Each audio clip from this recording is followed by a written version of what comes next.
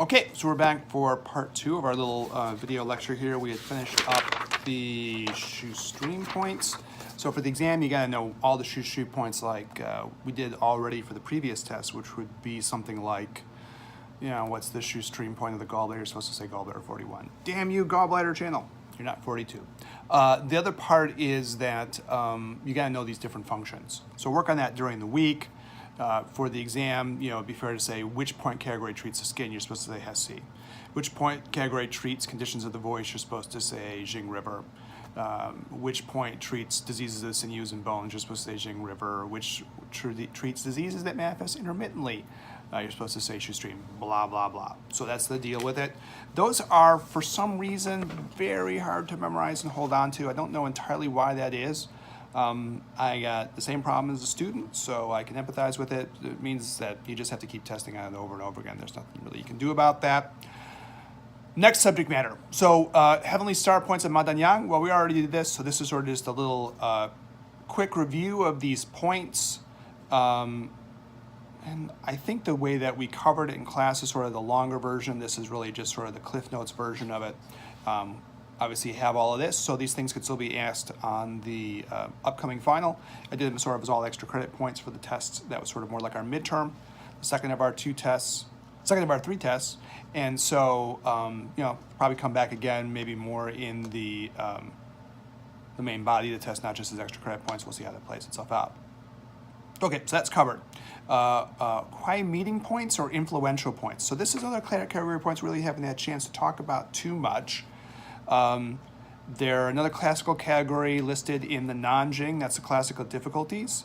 They're somewhat similar to the command points. You know, we have command points for the abdomen, stomach 36, command points for the nape and the neck, lung 7, and so on. And I think we reviewed those actually.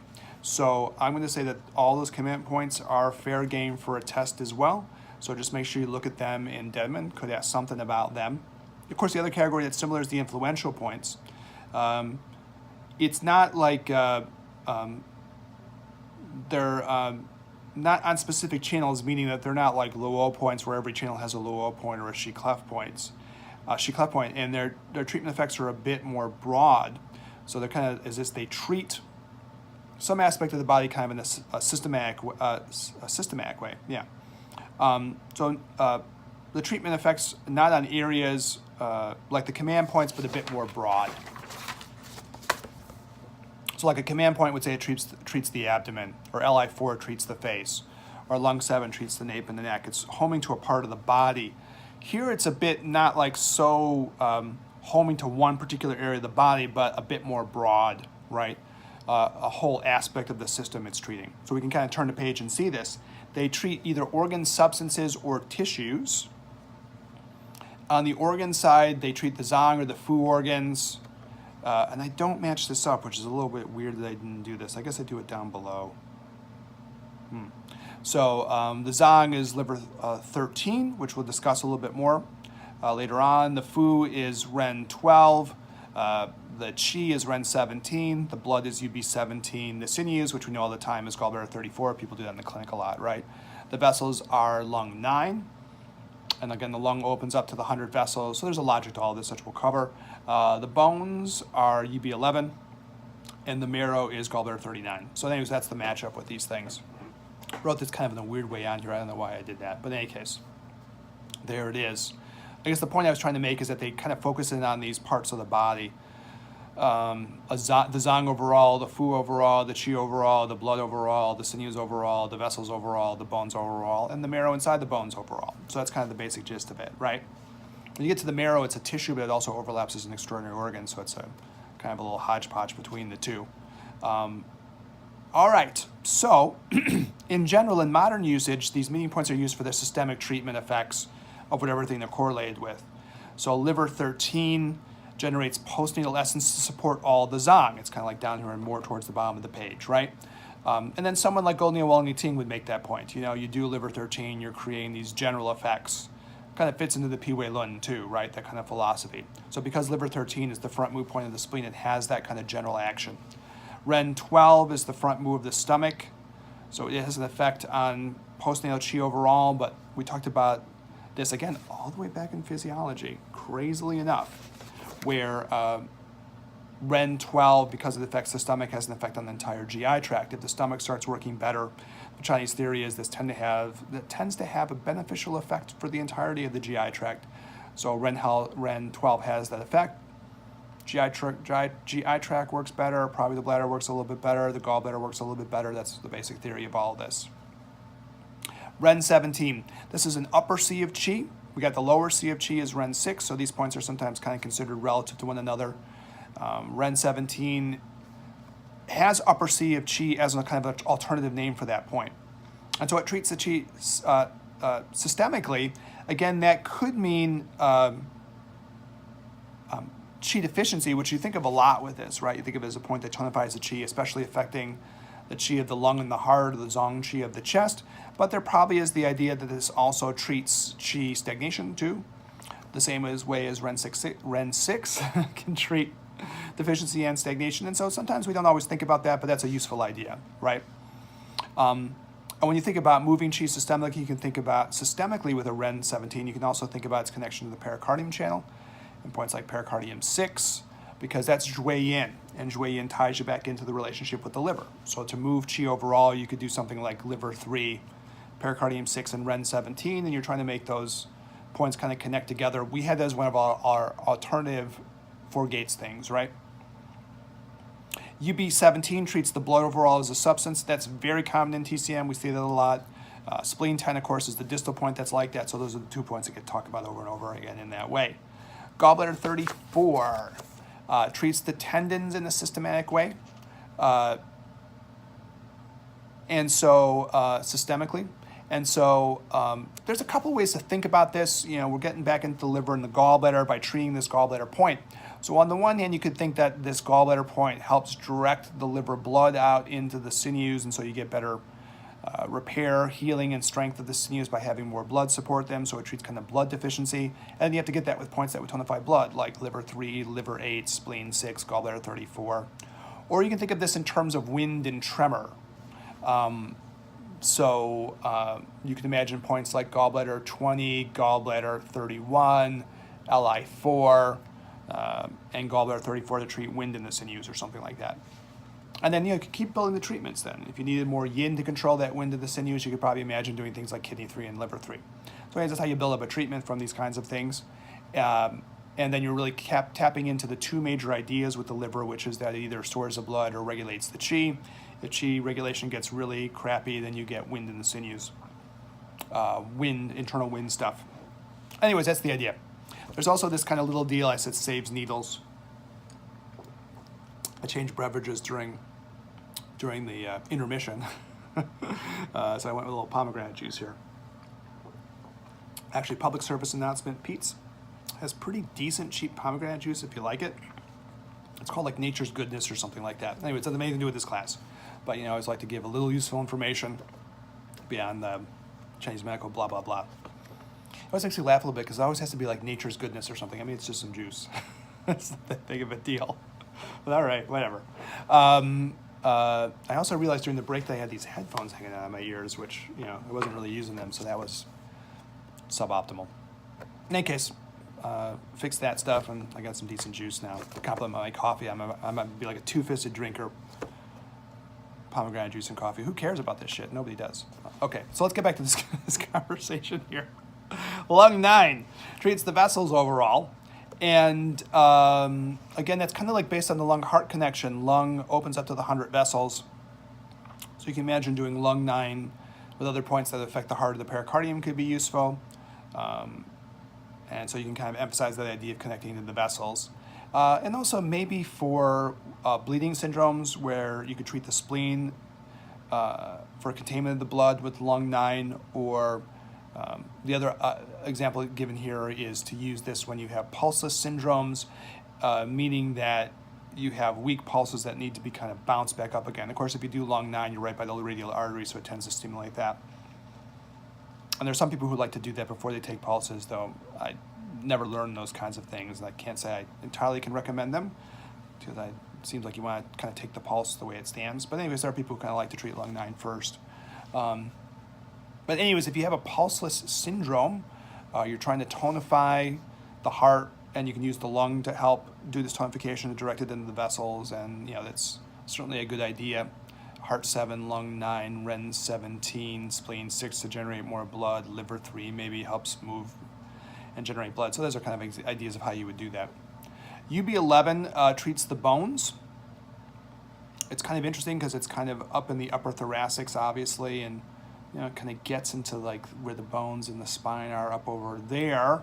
And so it could be used probably in the tonification of bones. I think you have to just buy in and buy that. So you could do things like kidney 3 and other kidney points that would tonify the bones, and then just add your UB11 and just buy in that it's going to do this.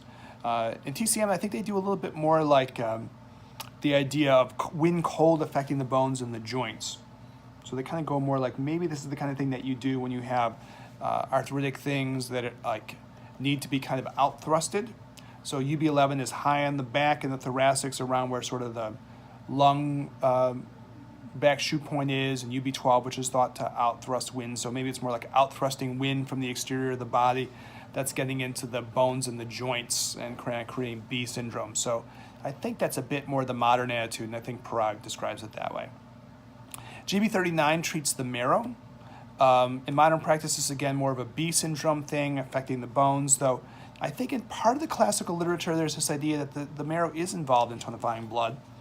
And so again, you could use it for tonification things, trying to generate more blood by doing GB39. Kind of a little bit of a pain in the ass to needle, so people don't like to do it too much, but kind of an interesting choice there. And then it would complement other points like spleen 6, right? And they're not that far apart from each other, are they? They're just on opposite sides of the body. So that's kind of, again, a thought-provoking kind of a way of thinking about that maybe it is the marrow being used to tonify the blood. So, again, an idea worth exploring. If you have the right patients, you can kind of give that a shot. On spleen 6, it's interesting. I was talking with somebody from Florida, an OM person, and he was basically saying he was involved in some studies down there where they would needle spleen 6, and then they could demonstrate within, a certain number of hours that the red blood cell count would just go up, which is pretty cool if you think about it. Kind of amazing, right? Chinese medicine is crazy amazing. So, all right, that's it. That's our influential points. We're done with that. The only other thing I can say I don't have on the sheet, which is a bit of theory, but is kind of interesting. This is another little Jeffrey Yuan trick of the trade. He says if you look at the mu points, the mu points eventually end, in a certain sense, with liver 13 and Ren 12. You could see it that way. And then liver 13 and Ren 12 become the influential points for the Zang and the Fu. So his argument is that the influential points and the front mu points are kind of a continuum with each other. He likes this idea of chains of points. Lung 1 to stomach 25 to Ren 3 to gallbladder 25 to, continuing on. He kind of runs through these points in sequence. Those are all mu points. So he says, look, all these mu points are kind of connected to one another. The metal points to the water points, to the wood points, to the fire points, to the earth points. They all kind of sequence up with each other. So they're kind of a set of points that all connect together. And then when that sequence ends, then you start getting into the influential points. So the influential points are kind of the extension of the mu points and are kind of tied together as sort of a group of points that can all be used in sort of one big set. So then if you wanted to do, treatments of the sinews or something, and you want to tonify the blood, you could do something like liver 13 and liver 14 from amongst the mu points, and then add in your gallbladder 34, and it's interesting. He says you should use these points in combination with the front mu points for those kinds of ideas. Okay, I'm gonna do one last thing here from this packet, which I'm doing because actually in talking with students on the boards, about the boards, points of the 4 Cs are showing up. So let me go over a little bit here. We don't have a lot in the points of the 4 Cs probably within the curriculum overall. They're kind of quirky group of points. So you don't see them used too much in TCM. They're very interesting, and there's some sort of cool stuff about them. But I mean, the other reason for doing this is, just to be honest, is they seem to be showing up on board exams. So, if you're prepping for this stuff, try to give as much information as possible. Though, of course, they're going to get your money, as we talked about in class before. No matter what, they're going to get your money. Anyways, introduction to the points of the 4 Cs. These are concepts mentioned in chapter 33 of the Ling Shu. So it goes back again to the Yellow Emperor. The image that the body is composed of these 4 great seas, excuse me, that's related to Chinese mythology, and then you have these 12 rivers that make the channels. So it's a way of thinking about what we were talking about earlier, the water imagery of the Shu transport points eventually leading into these 4 Cs. I have old Taoist books, I like that kind of stuff. I teach stuff on Taoist alchemy for CEU credit and things like that. And there are points where they just there are parts in those Taoist books, they're not medical books per se, but they are medical, right? Taoist thought and Chinese medical thought are kind of the same thought. And so, they just have references in the whole chapters where they're talking about the 4 Cs and the meaning of them and whatever. So it's interesting. It's kind of a deep Chinese cultural idea. So this description describes circulation between the channels and the seas. The connection with the water imagery of the Shu transport points is clear. The sea points move into and then connect into these internal seas. In terms of their storage function, the seas seem to be linked to the extraordinary vessels in Jing. That's another side to this. If you look at it, the Chongmai is linked to the Sea of Blood. Chongmai is considered the Sea of Blood. And then one of the seas itself is the Sea of Marrow and the Brain. So there's a connection to water imagery. There's connection to the deeper connection into the Jing level of the body. There's also this idea that they're tied into the Zangfu organs. The Sea of Water and Grain treats Gu Qi, relates back to the spleen, the stomach, and the GI tract. The Sea of Qi treats the lung and the chest. So anyways, it's kind of an interesting category of points that can be kind of seen connecting into other kinds of ideas that you consider in other parts of ON theory and clinical practice. So the points of the 4 Cs, this is again what they might ask you on the board, so you got to know it. I think what's interesting about this, well, let's go through the points real quick. For the Sea of Qi, and again, this might be stuff that I would ask about for the upcoming final, so look these things over. Stomach 9, Ren 17, Do 15, Do 14. There's some debate about the Do 15 and the Do 14. Some people like to say Stomach 9 is one of these. Oh, sorry, not that. I have Stomach 9 here already. Oh, I know what I need to say. They don't really make it clear when they talk about Do 15 and Do 14. They don't name those points exactly. They just kind of seem to describe those parts of the body. Sea of Blood is UB11, stomach 37, stomach 39. Obviously, you get to stomach 37, stomach 39, you realize you're talking about parts of the lower Hesi system, right? SI and LI. And then that gets you into the Sea of Water and Grain. So you get stomach 36 and stomach 30. Little sounds like a little Three Stooges thing or something. So stomach 36, stomach 37, stomach 39, that kind of shows you, again, the point that Jeffrey Yuen likes to make about these things, which is these points have kind of connections with each other, and I'll try to demonstrate a little bit more as we go through. Sea of Marrow is Do 16 and Do 20. Do 15, Do 14, Do 15, Do 16. Points are connected together.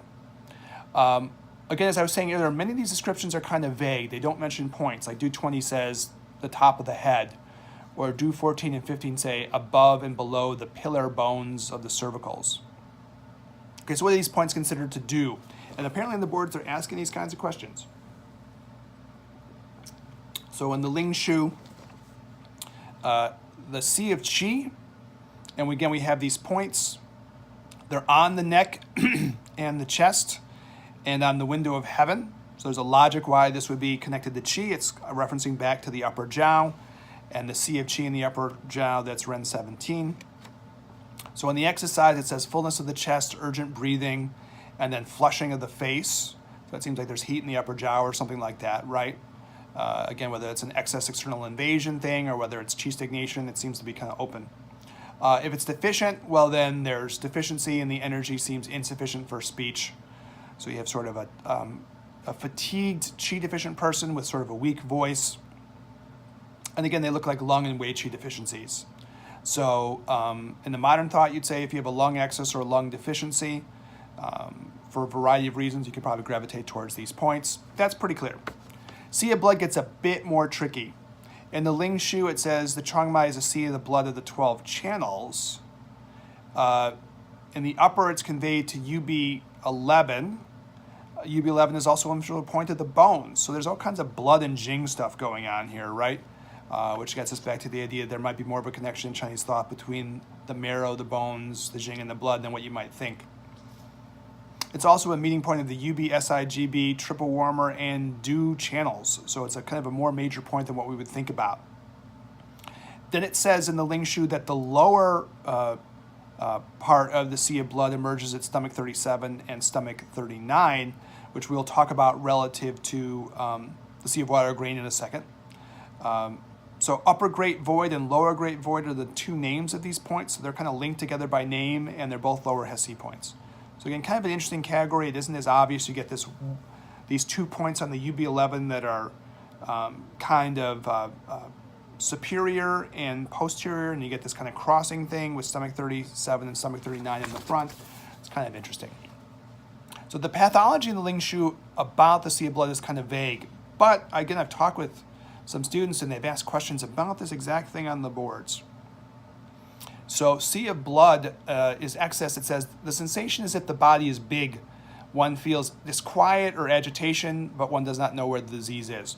So I think this is just sort of a description of probably kind of a heat in the blood with a general irritation feeling that goes along with this. Again, that could be like liver depression, qi stagnation, creating heat that gets into the blood. If you're an herbalist, this is the kind of thing that maybe like Mudan treats. Mudan and Jurtsa treats. So that kind of an idea. Or it could be in infectious disease situations too. It's a little hard to say. Again, it's kind of vague language, but there's some kind of excess and some kind of agitation of the Shen. Again, sounds like heat in the blood, whether from infectious disease or just internal mechanisms. Then the next piece is deficiency. Sensation is if the body is small, one feels reduced, but one does not know where the disease is. So that seems to describe kind of a blood deficiency probably with a kind of a weakness in kind of a roundabout way. At least that's the interpretation that you hear. So you can use this to treat heat in the blood, and you can use this to treat blood deficiency is probably the easiest way to kind of boil this down. Then the last thing about this is that you get the sea of water and grain. So the sea of water and grain is more clear than the sea of blood.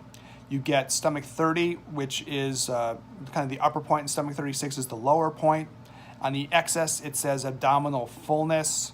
On the deficient, it says hunger with an inability to eat. That's, again, a bit vague. Maybe there's some heat in the stomach and qi deficiency going on there.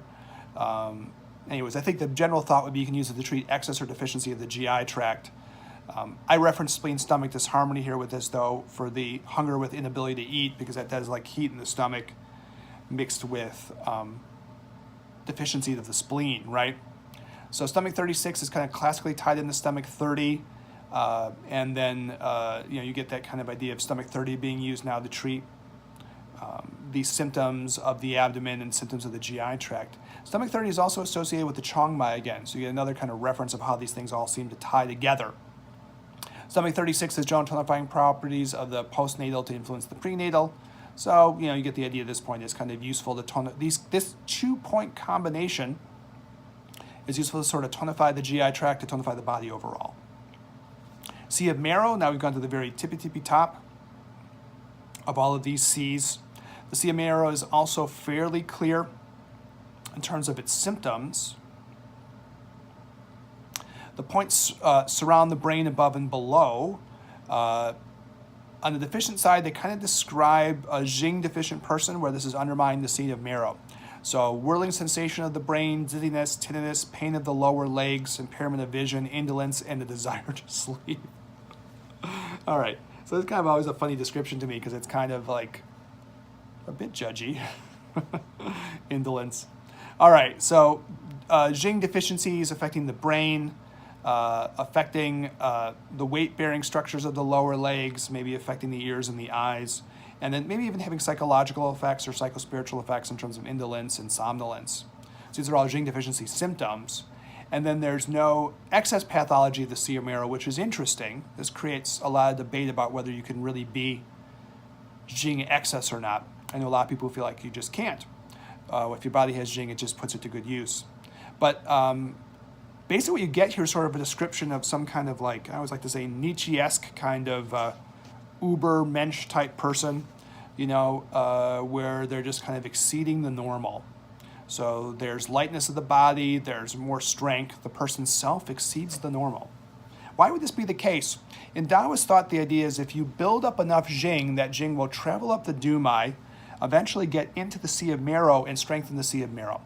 And in the aspect of the Shen, as far as it's affected by the Sea of Marrow, it gets more healthy and it gets stronger, and it just brings out the more positive qualities of the person. So this is kind of a Taoist idea going on underneath the surface of this. And then if you really look at these points, and I'll show it more in class, but if you start low at the Sea of Water and Grain, you can go, yeah, Sea of Water and Grain is first, stomach 36 and stomach 30. Then you generate Gucci, and then that becomes blood. And then that blood is reflected in points like it goes stomach 36, and then in the Sea of Blood, it goes stomach 37, stomach 39, ending at UB11. So you're kind of climbing up from the lower jiao, stomach 30, you're going a little bit higher. Through the GI tract, you're generating more resources to make more blood, but then you're also kind of climbing up a little bit by having UB11 kind of as your major local point, and then you get to the Sea of Qi, where you're in the chest going through the window of heaven. So now you've gone not just from the upper jiao with UB11, but you're going Ren 17 in the upper jiao, but then Du 14 and 15 going through the throat. So it's almost like a little chakra system is almost happening where you're climbing up. First, Sea of Water and Grain, that refines to blood. The blood gets more subtle, refines to Qi. It goes up a little bit more until eventually you reach the Sea of Marrow. It went Du 14 and Du 15 for the Sea of Qi. Now you're at Du 16 to Du 20. All of these resources that your body has built up is eventually going to go in and feed into the Sea of Marrow, and you will become a Nietzsche-esque super person with lightness of the body and much strength and a self that exceeds the normal. So that's kind of the underlying theory of all of this. It has kind of a hidden little climbing up the chakras to have the resources enter into the Sea of Marrow and strengthens the Shen. So we will all exceed the normal. Anyways, that's the last one we're going to do. I have a section here on ghost points. I haven't heard people talking about ghost points being on the board, but they might be. I don't think we have the time to cover them now, but you have a list here if you want to look at them. I have sort of special material on the usage of the ghost points that we didn't get a chance to cover, but again, might be good to look at that. The only other point category I'm going to add to this whole lecture would be to look at the master couple points. So I'm going to hold you responsible and look in Deadman, just in case they show up on the board, the points that influence the extraordinary vessels. So, for example, we have for the Renmai, lung 7 and kidney 6. For the Dumai, it's SI3 and UB62. For the Daimai, it is gallbladder 41 and Sanjiao 5. For the Changmai, it's spleen 4 and pericardium 6. Yeah, know those point categories. Again, it's a little bit of board prep stuff going on here too. For some reason, we don't do a lot of extraordinary vessels in our clinic. People don't like it as much. I remember when I was back as a student, we were all sort of enamored of this extraordinary vessel idea, so we did it all the time. Whether we did it right, I don't know, but we did it. So anyways, those are things we don't necessarily do in the clinic, but, it's part of the stuff that you probably need to know, and someone could ask you on the board for that. When we get to the yin and the yang chow mais, the yin chow mai is kidney 6 and lung 7. You say, aha, that was just what we just had before. Wait a minute, that was just lung 7 and kidney 6. Yeah, if you reverse the order of them, it's considered to affect these other channels. So for the yang chow mai, it becomes UB62 and SI3, right? That's the reverse of the du mai. It's just how the system is set up. And the same thing happens with the last ones with the yin wei mai. Pericardium 6 and then spleen 4 treats the yin wei mai. And then finally, when you get to the yang wei mai, it becomes Sanjiao 5 and gallbladder 41, which is the opposite of the dai mai. So those are those points. In theory, you're supposed to know them back from point energetics, so I'm going to probably ask some questions about them going into the final. At least they're fair game. All right, so we are at 29 minutes in the second lecture, and we didn't have a chance to talk about our case study. So I'll probably spend just 10 minutes talking about the case study. Don't want to do it, but I'll do it before the exam a little bit. I'll answer any questions about any of the stuff we talked about here, so that'll be our little additional lecture time. We'll do a very quick thing on the case study. We won't spend a lot of time on it. And then we'll figure we can say we may up all the time. So good luck studying with everything, and I'll see you guys next Tuesday. And again, we'll talk about anything that's still lingering in people's minds, and talk about the case study, have our exam, and we'll bid adieu for the semester. So see you next week. Bye.